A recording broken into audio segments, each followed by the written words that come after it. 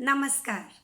मैं शाइना अरोड़ा कोचर लेकर आई हूँ आपके लिए एक बहुत ही मज़ेदार कहानी कुटुंब। तो चलिए कहानी की ओर बढ़ते हैं।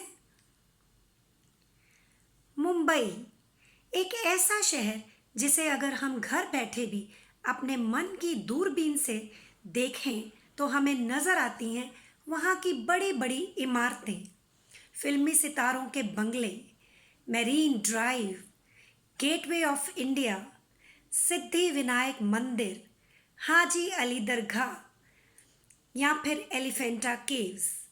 और अगर गलती से हमारी दूरबीन किसी चौल की तरफ घूम जाए तो हमें विश्वास नहीं होता। हम जल्दी से दूरबीन का शीशा साफ करने की कोशिश करते हैं कि कहीं ये हमारा भ्रम तो नहीं। क्या मुंबई में कोई ऐसी जगह भी हो सकती है? चौल ऐसे लोगों के रहने की जगह जो अपने छोटे छोटे शहरों और गांवों से इस महानगरी में अपने सपने पूरे करने आते हैं, लेकिन उन्हें हर मोड़ पर मिलती है शतरंज के खेल की तरह शह। वैसे तो हर चौल की एक अपनी कहानी है, पर आज हम चलते हैं उस चौल की ओर जिसका नाम है कुटुंब। सुबह के 7 बजे चौल में शौचालय के बाहर लोटा लिए खड़े 7-8 लोगों का एक दूसरे पर चिल्लाना एक मामूली बात थी। सुरेश भैया, कितना वक्त लगेगा? जल्दी करो, हमारी बस छूट जाएगी। आ रहा हूँ। कहीं पर भी चैन से जीने नहीं देते ये लोग। सारा पानी तो ये मर्द नहाने धोने में ख़त्म कर देते हैं, न जाने कपड़े कैसे धुलेंगे, रमा ने चिल्लाते हुए कहा। औरतें तो सुबह 5 से 6 बजे के दरमियान नहा धोकर काम पर लग जाती थी। किसी कमरे से बच्चे के रोने की आवाज़, कहीं से पति पत्नी के झगड़े का शोर, कहीं रेडियो पर बजते फिल्मी गीत, कहीं से आलू के परांठों की खुशबू। हर कमरे में बसती थी एक छोटी सी दुनिया, और सबका एक दूसरे के कमरे में झांकना मानो शगुन समझा जाता था। इस चौल में ऊंच नीच और जात पात का तो सवाल ही पैदा नहीं होता था। ईद पर जुबेदा के हाथ की सवैयां हर कमरे में बटती थी। दिवाली पर सुधा हर कमरे के बाहर खूबसूरत रंगोली बनाती थी। गुरजीत कौर अपने वाहे गुरुजी से चौल के हर व्यक्ति की तरक्की के लिए अरदास करती, और ऐना हमेशा जीसस से सबकी अच्छी सेहत मांगती। ऐसा नहीं कि कभी किसी में झगड़ा नहीं हुआ। शांति काकी सबके मसले सुलझाने में मदद करती। उम्र में बड़ी थी, इसलिए सभी उसे काकी ही पुकारते थे। शायद चौल में काफ़ी सालों से रह रही थी। जब पति के साथ पहली बार मुंबई आई तो सोचा था कि बहुत जल्दी अपना महल खड़ा कर लेगी, पर पति ने सारे पैसे शराब और जुए में उड़ा दिए और अब अपनी यादाश्त भी खो चुका था। बस कमरे में पड़ा था, और शांति काकी तो सच में उसके जाने का इंतज़ार कर रही थी। पैसे की कमी की वजह से इलाज हो नहीं सकता था। अब काकी के शरीर में भी इतनी हिम्मत ना थी कि वो बिस्तर पर पड़े पति की सेवा कर सके। कई बार तो वो उसे संभालते संभालते खुद निढाल हो जाती। शाम के वक्त चौल से कुछ दूरी पर मछली के पकौड़ों की रेहड़ी लगाती थी। जादू था काकी के हाथों में। लोगों की भीड़ लग जाती, और दिल भी काकी का बहुत बड़ा था। अगर कोई थका हारा काम की तलाश में घूमता उसके पास पकौड़े खाने के लिए रुक जाता तो वो उसे कहती, कोई बात नहीं बेटा, अगर आज पैसे नहीं हैं तो फिर दे देना, मैं तो रोज़ यहाँ रेहड़ी लगाती हूँ। तुम्हारी माँ जब तुम्हारा कमज़ोर शरीर देखेगी तो उदास हो जाएगी, इसलिए भूखे मत रहना। कई बार तो लोगों ने उसके इस व्यवहार का गलत फ़ायदा भी उठाया, पर काकी ने हमेशा इस बात को नज़रअंदाज किया। वो कमाती भी तो किसके लिए? उसे तो बस 2 वक्त की रोटी चाहिए थी। पति तो सिर्फ दाल खिचड़ी पर जी रहा था। कहीं ना कहीं एक दर्द था, माँ न बन पाने का दर्द। जब मुंबई में आई थी तो सोचा था शायद कुछ इलाज हो जाए, पर संघर्ष करते करते और पति को संभालते खुद के इलाज की उम्र ही निकल गई। कभी कभी काकी ये भी सोचती कि अगर औलाद होती भी तो वो उसे क्या देती। ऐसा पिता जिसने सारी जवानी बर्बाद कर दी, ज्यादा से ज्यादा उसका बच्चा सिर्फ मछली पकड़ने में ही उसकी मदद कर पाता। पर काकी की एक बात तो काबिले तारीफ थी, वो चौल के सभी बच्चों को बहुत प्यार करती थी। कभी उन्हें रात के वक्त तारों की छांव में बैठकर कहानियां सुनाती, कभी उनके लिए अलग से पकौड़े बनाती। असल में शाम के वक्त रेड़ी लगाने का एक कारण यह भी था कि दिन के वक्त वे चौल में रहने वाली बाकी औरतों के बच्चों की देखभाल करती जब वो काम पर जाती। पति के साथ साथ वो उन बच्चों के भी खाने पीने का ख्याल रखती।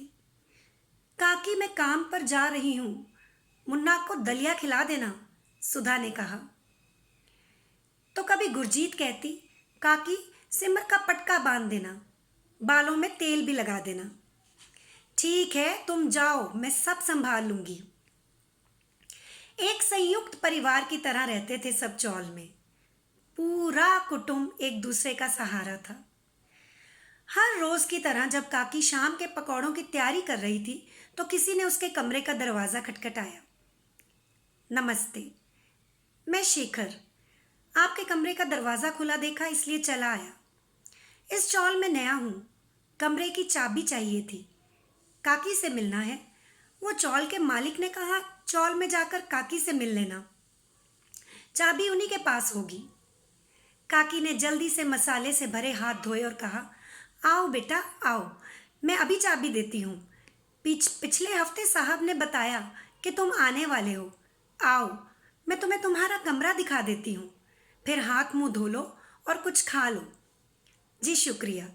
फिर शेखर अपना सामान संभालते काकी के पीछे पीछे चलने लगा।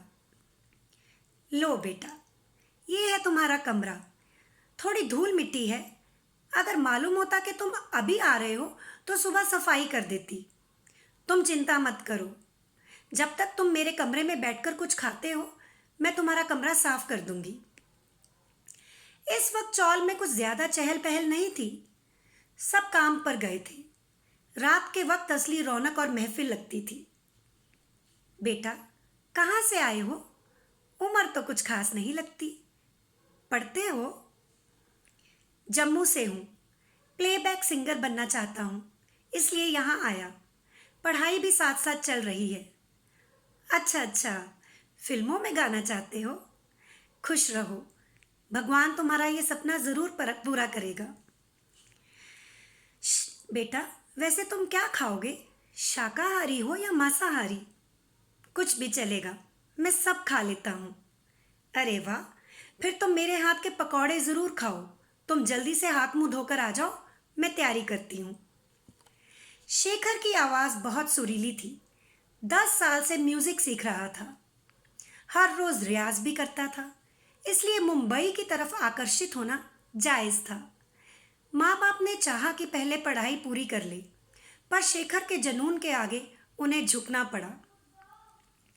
मुंबई में किराए का फ्लैट लेना भी इतना आसान नहीं, और शेखर के माँ बाप के पास इतना पैसा भी ना था कि वे उसे फ्लैट में रहने देते। अभी तो संघर्ष शुरू हुआ था। चौल का कमरा देखकर शेखर थोड़ा उदास भी हुआ, पर अपनी मंजिल तक पहुंचने के लिए कुछ भी कर सकता था। लो बेटा, ये पकौड़े और रोटी, आराम से खाओ, इनमें कांटे नहीं हैं। जी बहुत टेस्टी हैं, मज़ा आ गया। फिर शेखर अपनी उंगलियां चाटने लगा। काकी ने हंसकर कहा, बेटा जी भरकर खाओ, शर्माना मत। रात के वक्त सबने चौल में आते ही शेखर से मिलना चाहा।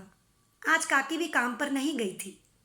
शेखर अपने माता पिता का इकलौता बेटा था, उसने तो कभी इतनी रौनक देखी ही नहीं थी। भाईजान आप गिटार भी बजाते हैं? जुबेदा ने कहा। फिर राम बाबू ने उसे कुछ गाकर सुनाने को कहा। जैसे ही शेखर ने गाना शुरू किया, चौल के सभी बुजुर्ग साथ साथ ताली बजाने लगे। सुधा और गुरजीत सभी बच्चों के साथ नाचने लगी। काकी भी नाचने लगी और फिर थोड़ा सा शर्मा गई। शेखर भी बहुत खुश था।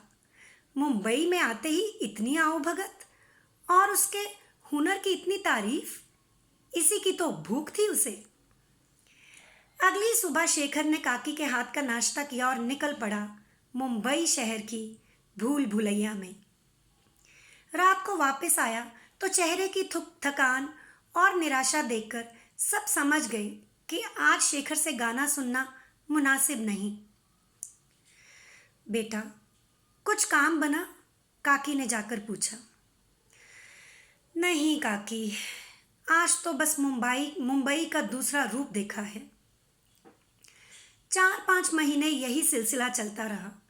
कभी शेखर घंटों किसी म्यूजिक डायरेक्टर के ऑफिस में बैठा इंतज़ार करता रहता, कभी कोई और रियाज की ज़रूरत है कहकर वापस भेज देता। एक दिन उसके सामने ही इंटरव्यू के दौरान किसी और की सिफारिश के लिए फ़ोन बजा तो उसे वी आर सॉरी कहकर वापस भेज दिया गया।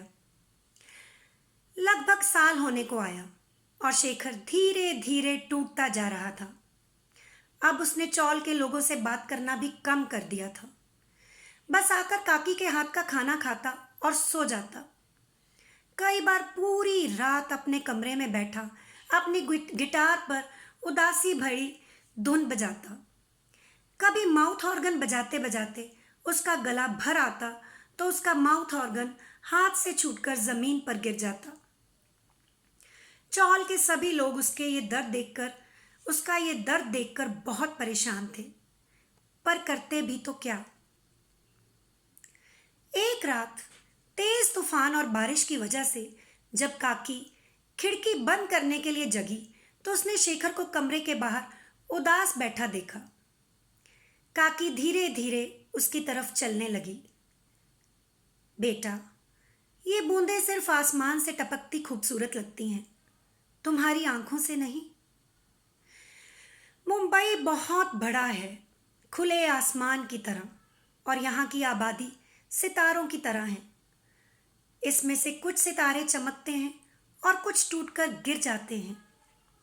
अगर तुम्हें अपनी चमक पर कोई संदेह नहीं और अपनी मंजिल तक पहुंचने का जज्बा है तो फिर इस गरजती बिजली से क्या डरना।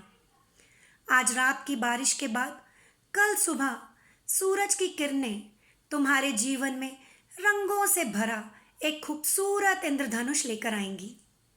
तुम्हारा तो नाम ही शेखर है, इसलिए तुम्हारे सर पर जीत का मुकुट ना पड़े ये नामुमकिन है बेटा।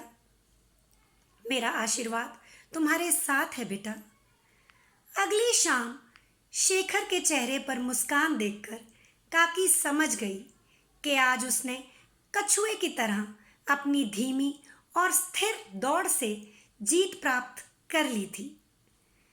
शेखर ने पूरी चौल में मिठाई बांटी और फिर काकी से कहा, लो काकी, ये साड़ी, तुम्हारे आशीर्वाद से मुझे काम मिल गया है। एक म्यूज़िक एल्बम में गाना है, बहुत जल्दी शायद किसी फिल्म में गाने का भी मौका मिल जाए। काकी को आज पहली बार माँ होने का एहसास हुआ, मानो उसका अपना बेटा अपनी आमदनी से उसके लिए साड़ी खरीद कर लाया हो। फिर शेखर ने बताया कि उसे चौल छोड़कर जाना होगा क्योंकि कंपनी वाले उसे रहने के लिए जगह भी दे रहे थे। शेखर भैया, एक बार जाते जाते गाना तो सुना दीजिए, फिर तो बस टीवी पर ही देखना होगा, सुधा ने रोते रोते कहा। शेखर की सुरीली आवाज चौल के सभी दिलों के तारों को छूकर चली गई। काकी शेखर के कमरे में जाकर उस कुर्सी को छूकर रोने लगी जहां बैठकर वो काकी के हाथ का बना खाना खाया करता था। फिर सोचने लगी कि कभी ना कभी शेखर किसी ना किसी इंटरव्यू में काकी के हाथ के बने खाने का जिक्र ज़रूर करेगा।